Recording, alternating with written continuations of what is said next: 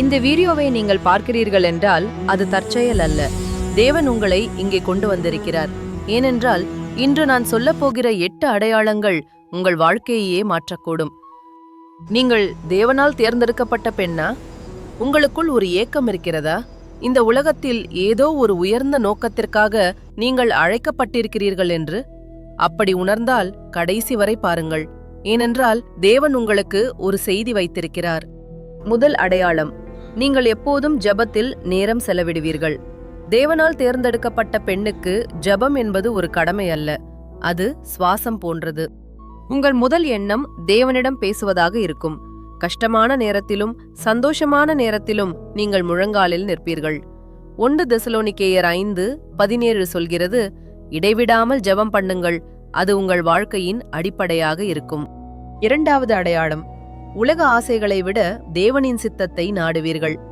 இந்த உலகம் உங்களுக்கு பணம், புகழ், அழகு இவற்றை மட்டும் பின்தொடரச் சொல்லும். ஆனால் தேவனால் தேர்ந்தெடுக்கப்பட்ட பெண், கர்த்தாவே உமது சித்தம் என்ன என்று கேட்பாள். மத்தேயு 6:33 சொல்கிறது. முதலாவது, தேவனுடைய ராஜ்யத்தையும் அவருடைய நீதியையும் தேடுங்கள், அப்போது மற்றவை எல்லாம் உங்களுக்கு கொடுக்கப்படும். உங்கள் இருதயம் உலகத்தை விட தேவனை நோக்கி இழுக்கப்படும். மூன்றாவது அடையாளம், கஷ்டங்களின் மத்தியிலும் விசுவாசத்தை விடாமல் இருப்பீர்கள். வாழ்க்கையில் புயல்கள் வரும், அது நிச்சயம். ஆனால் தேவனால் தேர்ந்தெடுக்கப்பட்ட பெண் புயலின் நடுவிலும் என் தேவன் உண்மையுள்ளவர் என்று சொல்வாள். யாக்கோபு 1:2-3 சொல்கிறது, சகோதரரே, உங்கள் விசுவாசத்தின் பரீட்சை பொறுமையை உண்டாக்கும் என்று அறிந்து நீங்கள் பலவிதமான சோதனைகளில் விழும்போது அதை மிகுந்த சந்தோஷமாக எண்ணுங்கள். உங்கள் வேதனையே உங்கள் சாட்சியாக மாறும்.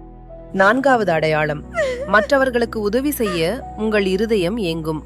யாரோ ஒருவர் அழுவதை பார்க்கும்போது உங்கள் கண்களும் கலங்கும். ஒருவரின் தேவையை பார்க்கும்போது உங்களால் சும்மா இருக்க முடியாது. கலாத்தியர் 6:2 சொல்கிறது, ஒருவருடைய பாரங்களை ஒருவர் சுமந்து அப்படியே கிறிஸ்துவின் பிரமாணத்தை நிறைவேற்றுங்கள். தேவனின் அன்பு உங்கள் மூலமாக மற்றவர்களுக்கு பாயும். ஐந்தாவது அடையாளம், பாவத்தை கண்டு உங்கள் மனசாட்சி குத்தும். இது மிக முக்கியமான அடையாளம். நீங்கள் தவறு செய்யும் போது உள்ளே ஒரு குத்தல் உணர்வீர்கள். அது பரிசுத்த ஆவியானவர் உங்களை திருத்துகிறார். யோவான் 16:8 சொல்கிறது, அவர் வந்து பாவத்தை குறித்தும் நீதியை குறித்தும் நியாய தீர்ப்பை குறித்தும் உலகத்தை கண்டிப்பார். தேவன் உங்களை நேசிப்பதால்தான் திருத்துகிறார். ஆறாவது அடையாளம், தேவனுடைய வார்த்தை உங்களை ஈர்க்கும். வேதாகமத்தை படிக்கும்போது அது உங்கள் இருதயத்தில் நெருப்பாக எரியும். ஒரு வசனம் படிக்கும்போது அது நேரடியாக உங்களுக்காக எழுதப்பட்டது போல் உணர்வீர்கள்.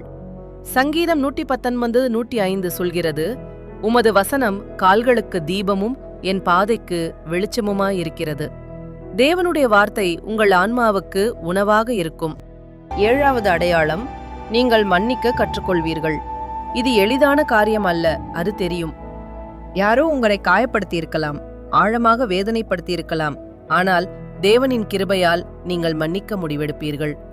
எபேசியர் 4:32 சொல்கிறது, கிறிஸ்துவுக்குள் தேவன் உங்களுக்கு மன்னித்தது போல நீங்களும் ஒருவருக்கொருவர் மன்னியுங்கள். மன்னிப்பு உங்கள் பலவீனம் அல்ல, அது உங்கள் பலம்.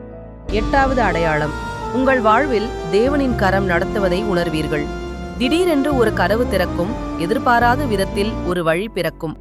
நீங்கள் திட்டமிடாத ஒரு சந்திப்பு, நீங்கள் எதிர்பாராத ஒரு ஆசீர்வாதம், இவையெல்லாம் தற்செயல் அல்ல. நீதிமொழிகள் 3:5-6 சொல்கிறது, உன் முழு இருதயத்தோடும் கர்த்தரை நம்பு, உன் சொந்த புத்தியின் மேல் சாயாதே. உன் வழிகளிலெல்லாம் அவரை நினை, அவர் உன் பாதைகளை செவ்வைப்படுத்துவார். தேவனின் கரம் உங்கள் வாழ்வை அழகாக நடத்தி கொண்டிருக்கிறது. சகோதரியே, இந்த 8 அடையாளங்களில் உங்களை நீங்கள் கண்டீர்கள் என்றால் தைரியமாக இருங்கள். நீங்கள் தேவனால் தேர்ந்தெடுக்கப்பட்டவள். இந்த உலகம் உங்களை புரிந்து கொள்ளாமல் போகலாம், ஆனால் தேவன் உங்களை அறிவார், நேசிக்கிறார், நடத்துகிறார். நாம் ஒரு சிறிய ஜெபம் செய்வோம்.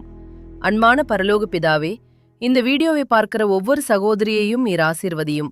அவர்கள் விசுவாசத்தை பலப்படுத்தும். அவர்கள் உம்முடைய தேர்ந்தெடுக்கப்பட்ட பிள்ளைகள் என்ற உறுதியை அவர்கள் இருதயத்தில் நிரப்பும். இயேசுவின் நாமத்தில் ஜெபிக்கிறோம், ஆமென். இந்த வீடியோ உங்கள் இருதயத்தை தொட்டிருந்தால் லைக் பண்ணுங்கள், ஷேர் பண்ணுங்கள், சப்ஸ்கிரைப் பண்ணுங்கள். தேவனுடைய அன்பு உங்களோடு எப்போதும் இருக்கட்டும்.